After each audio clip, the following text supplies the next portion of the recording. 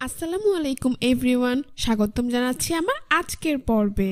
খুবই সহজভাবে ঝটপট কোনো রকম ঝামেলা ছাড়াই ভীষণ মজার মুচমুচে একটি বিকেলের নাস্তা আজকে তৈরি করে দেখাবো। শুধুমাত্র মুড়ি আর ডিম দিয়ে যে ঝটপট এত মজার একটি বিকেলের নাস্তা তৈরি করা যায় তা আপনারা না তৈরি করে খেলে বুঝতেই পারবেন না। নাস্তাটি তৈরি করা খুবই সহজ, বিকেলে চায়ের আড্ডায় কিংবা বাচ্চাদের টিফিনের জন্য একবার তৈরি করে দিলে পরিবারের বড় থেকে ছোট সকলেই খুবই পছন্দ করবে। এই রেসিপিটি তৈরি করার জন্য প্রথমে একটি মিক্সিং বলে আমি 2 কাপ পরিমাণ মুড়ি নিয়ে নিচ্ছি। নাস্তা বানানোর সুবিধার্থে এই মুড়িগুলোকে এখন আমি একটি বড় মিক্সিং বলে ঢেলে নিচ্ছি। আপনারা চাইলে এখানে নেতিয়ে যাওয়া কিংবা অনেক দিনের পুরনো মুড়ি দিয়েও রেসিপিটা তৈরি করে নিতে পারবেন। তারপর এর মধ্যে দিয়ে দিচ্ছি বড় সাইজের 2টি পেঁয়াজ কুচি, কাঁচামরিচ কুচি দিয়ে দিচ্ছি 3 থেকে 4টি, ধনিয়া পাতা কুচি 1 টেবিল চামচ পরিমাণ। এইবার এখানে আমি অ্যাড করে দিচ্ছি একটি ডিম। ডিমটাকে আমি ফ্রিজ থেকে প্রায় 20 মিনিট আগেই নামিয়ে রেখেছিলাম। দিয়ে দিচ্ছি স্বাদ মতো লবণ, হাফ চা চামচ পরিমাণ আদা বাটা, হাফ চা চামচ পরিমাণ রসুন বাটা। এইবার এই সবগুলো উপকরণ একসাথে খুব ভালো করে মিশিয়ে নিচ্ছি। কিছুটা সময় নিয়ে মুড়ি সবকিছুর সাথে খুব ভালো করে মিশিয়ে নিতে হবে।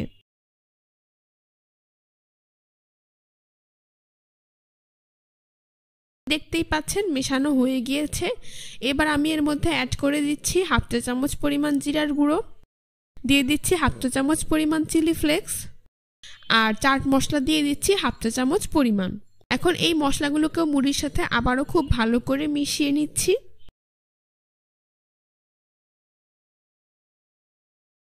মেশানো হয়ে গিয়েছে। এইবার মুড়িগুলোকে কিছুটা নরম করার জন্য এখানে আমি প্রায় 4 টেবিল চামচের মতো পানি অ্যাড করে দিচ্ছি। খুব বেশি পানি এখানে দেওয়া যাবে না, সেই ক্ষেত্রে নাস্তা বানানোর জন্য মিশ্রণটা পারফেক্ট হবে না। তো প্রায় 3 থেকে 4 টেবিল চামচ পরিমাণ পানি দিয়ে পানিটাকে আমি মুড়ির সাথে 10 থেকে 15 মিনিট সময় নিয়ে মিশিয়ে নিয়েছি। তো খুব ভালো করে মেশানো হয়ে গেলেই দেখতে পাবেন মুড়ি কিছুটা নরম হয়ে এসেছে। এইবার নাস্তাটার বাইন্ডিং এর জন্য প্রথমে আমি এখানে অ্যাড করে দিচ্ছি 1/4 কাপ পরিমাণ বেসন।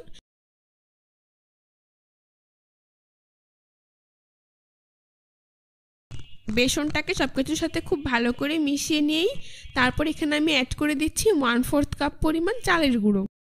আপনারা চাইলে শুধুমাত্র চালের গুঁড়ো কিংবা শুধুমাত্র বেসন দিয়েও নাস্তাটা তৈরি করে নিতে পারবেন।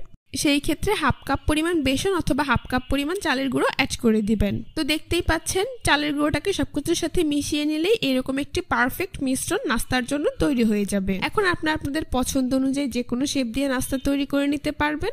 তো প্রথমে আমি 2 হাতে সামান্য পরিমাণ তেল মাখিয়ে এবার এখান থেকে পরিমাণ মতো মিশ্রণ নিয়ে হাত দিয়ে খুব ভালো করে চেপে দিচ্ছি। তারপর 2 হাত দিয়ে এভাবে ঘুরিয়ে লম্বা ফিঙ্গারের শেপ দিয়ে নাস্তাগুলোকে তৈরি করে নিচ্ছি। দেখতেই পাচ্ছেন কত সহজেই কিন্তু আমার একটি নাস্তা তৈরি করা হয়ে গিয়েছে। এখন এটাকে আমি একটি প্লেটে উঠিয়ে নিচ্ছি। একইভাবে আমি সবগুলো নাস্তা তৈরি করে নেব। আপনাদের বোঝার সুবিধার্থে আরও একটি নাস্তা তৈরি করে আপনাদেরকে আমি দেখিয়ে দিচ্ছি। তো দেখতেই পাচ্ছেন আমার আরও একটি নাস্তা তৈরি করা হয়ে গিয়েছে। এখন এটাকেও আমি প্লেটে উঠিয়ে নিচ্ছি। এভাবেই আমি সবগুলো নাস্তা তৈরি করে নিয়েছি। এখন নাস্তাগুলোকে ভেজে নেব। সেই জন্য চুলায় একটি প্যানে পরিমাণ মতো তেল দিয়ে তা মিডিয়াম হিটে গরম করে নিয়েছি। এইবার এই গরম তেলে একে একে নাস্তাগুলোকে দিয়ে দিচ্ছি। চুলার আঁচ মিডিয়ামে রেখে কিছুক্ষণ পরপর নাস্তাগুলোকে উল্টে পাল্টে গোল্ডেন ব্রাউন কালার এবং মুচমুচে করে ভেজে নিতে হবে। তো আমার নাস্তাগুলোর এক পাশ ভাজা হয়ে গিয়েছে। এখন নাস্তাগুলোকে আমি উল্টে দিচ্ছি। এইভাবে কিছুক্ষণ পরপর উল্টে পাল্টে নাস্তাগুলোকে আমি গোল্ডেন ব্রাউন কালার এবং মুচমুচে করে ভেজে নিয়েছি। আমার নাস্তাগুলো ভাজা হয়ে গিয়েছে। এখন একটি ছাঁকনি দিয়ে এগুলোকে তেল থেকে তুলে খুব ভালো করে তেল ছড়িয়ে নাস্তার প্লেটে উঠিয়ে নিচ্ছি।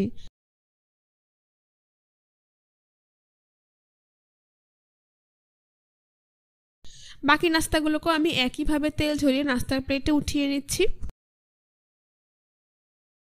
তারপর পরিবেশন করে আপনাদের দেখিয়ে দিচ্ছি। দেখতেই পাচ্ছেন নাস্তাগুলো দেখতে মাশাআল্লাহ কতটা সুন্দর হয়েছে, আর খেতেও কিন্তু হয়েছে অনেক বেশি মজাদার এবং মুচমুচে। বাচ্চাদের টিফিনের জন্য কিংবা বিকেলের স্ন্যাক্স হিসেবে যে কোনো ধরনের বায়না পূরণ করতে এই রেসিপিটা আপনারা ঝটপট তৈরি করে দিবেন। চাইলে অতিথি আপ্যায়নও আপনারা ঝটপট হাতের কাছে থাকা সামান্য কিছু উপকরণ দিয়ে এই রেসিপিটি তৈরি করে দিতে পারবেন। আশা করছি সকলের খুবই ভালো লাগবে। আজকের রেসিপিটি ভালো লেগে থাকলে অবশ্যই আমার চ্যানেলটি সাবস্ক্রাইব করবেন, পাশে থাকা বেল বাটনটি অন করে দিবেন। আজ এই পর্যন্ত। পর্যন্তই। সবাই ভালো থাকবেন, সুস্থ থাকবেন। আল্লাহ হাফেজ।